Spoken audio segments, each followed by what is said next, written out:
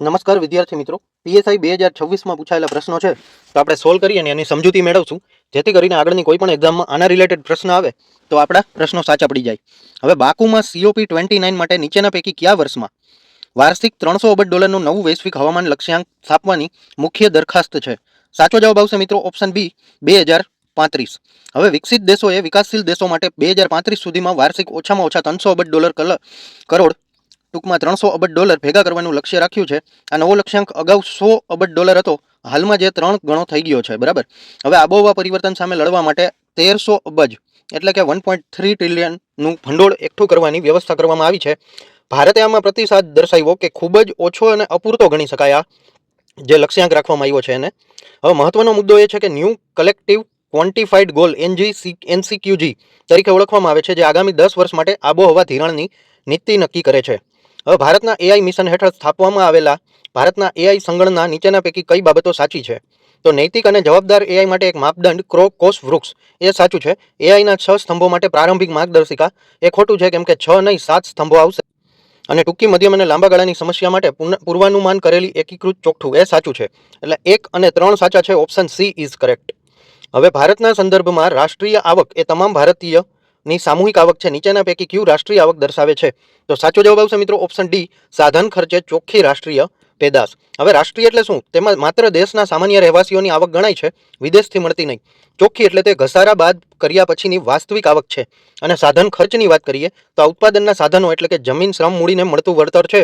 સરકારના ટેક્સ કે સબસિડીની અસર હોતી નથી. હવે ફેબ્રુઆરી 2026ની સ્થિતિએ ભારતનું સૌથી ઝડપી અને મોટું AI સુપર કોમ્પ્યુટર એરાવત કેટલા AI પેટાફ્લોપ્સ વિશ્વ શક્તિશાળી બેન્ચમાર્ક સુપર કોમ્પ્યુટર ક્ષમતા સાથે કાર્ય કરે છે? તો સાચો જવાબ આવશે મિત્રો ઓપ્શન ડી, 200. હવે તે CDEC પુણે ખાતે સ્થાપિત કરેલું છે. ભારત સરકારના નેશનલ પ્રોગ્રામ ઓન AIનો એક ભાગ છે. વિશ્વના સૌથી શક્તિશાળી સુપર કોમ્પ્યુટરની યાદીમાં ટોપ 500માં સ્થાન ધરાવે છે. તેનો મુખ્ય હેતુ મોટા પ્રમાણમાં ડેટાનું વિશ્લેષણ, હવામાનની આગાહી અને આર્ટિફિશિયલ ઇન્ટેલિજન્સ સંશોધન માટેનો છે. હવે સોનું, રોકડ અથવા સરકારી જામીનગીરી જેવી અસ્કયામતો તરલ સંપત્તિમાં આયામોની ચોક્કસ ટકાવારી રાખવા આર્થિક હેતુઓ માટે નીચેના પૈકી કઈ ફરજિયાત અનામત જરૂરી છે? તો સાચો જવાબ આવશે મિત્રો ઓપ્શન એ, કાયદેસરના પ્રવાહિતાનું પ્રમાણ SLR. SLR એટલે સ્ટેટ્યુટરી લિક્વિડિટી રેશિયો. બેંકોએ પોતાની પાસે રહેલી થાપણોના ચોક્કસ ટકા હિસ્સો ગોલ્ડ, કેશ અથવા સરકારી જામીનગીરીઓ એટલે કે ગવર્મેન્ટ સિક્યુરિટીઝના સ્વરૂપમાં પોતાની પાસે રાખવું પડે છે. બેંકોની તરલતા એટલે લિક્વિડિટી જાળવી રાખવા અને બેંકો ફડચામાં જાય ત્યારે ગ્રાહકોના નાણાં સુરક્ષિત રાખવા માટેના હેતુથી આવું કરાય છે. આ દર RBI દ્વારા નક્કી કરવામાં આવે છે. તો આટલું યાદ રાખી લેજો. સંરક્ષણ ક્ષેત્રે જો કોઈ મિસાઇલ મેક 5 કરતાં વધુ ગતિએ પ્રવાસ કરે તો તેને શું કહેવામાં આવે છે? તો સાચો જવાબ આવશે મિત્રો option C, hypersonic cruise missile. હવે સબસોનિક કોને કહેવાય? તો કે અવાજની ગતિ કરતાં ઓછી એટલે 1 મેકથી ઓછી. સુપરસોનિક તો કે અવાજની ગતિ કરતાં વધુ ઝડપ એટલે કે 1 થી 5 વચ્ચે. અને હાઇપરસોનિક એટલે અવાજની ગતિ કરતાં 5 ગણી કે તેનાથી વધુ એટલે 5 મેક અથવા એનાથી વધારે. ખાલી જગ્યા એક વપરાશના મૂલ્યની ઘટાડાને બીજા વપરાશના મૂલ્યની દ્રષ્ટિએ યોગ્ય રીતે સમજાવે છે. તો સાચો જવાબ આવશે મિત્રો ઓપ્શન એ, પુનઃ મૂલ્યાંકન. હવે પુનઃ મૂલ્યાંકન એટલે જ્યારે કોઈ મિલકત કે જવાબદારીની કિંમતમાં ફેરફાર થાય, ઘટાડો કે વધારો, અને તેને નવી કિંમત ચોપડે દર્શાવવામાં આવે ત્યારે તેને પુનઃ મૂલ્યાંકન કહે છે. અહીં એક મિલકતના મૂલ્યમાં થતા ઘટાડા તેની વર્તમાન સ્થિતિ મુજબ ફરીથી આંકવામાં આવે છે. હવે ઉપયોગિતા બાદ મૂલ્યાંકન ખાલી જગ્યાના ભાવ પર આધારિત છે.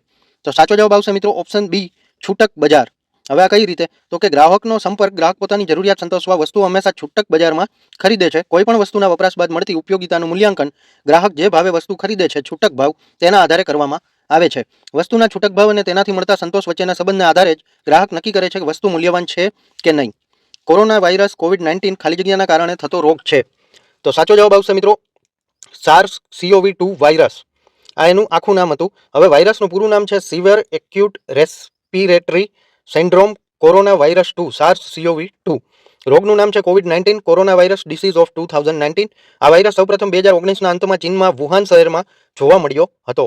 હવે એક વાતાવરણમાંથી 1 metric ton carbon dioxide CO2 અથવા તેની સમકક્ષ CO2ને દૂર કરવા અથવા ઘટાડાનું પ્રતિનિધિત્વ કરતું નીચેના પૈકી કયું વ્યાપારી પ્રમાણપત્ર છે? તો સાચો જવાબ આવશે મિત્રો ઓપ્શન બી, કાર્બન ક્રેડિટ. એક કાર્બન ક્રેડિટ બરાબર વાતાવરણમાંથી ઘટાડેલો 1 મેટ્રિક ટન કાર્બન ડાયોક્સાઇડ અથવા તેની સમકક્ષ ગ્રીન હાઉસ ગેસ. આ એક પ્રકારનું વ્યાપારિક પ્રમાણપત્ર છે.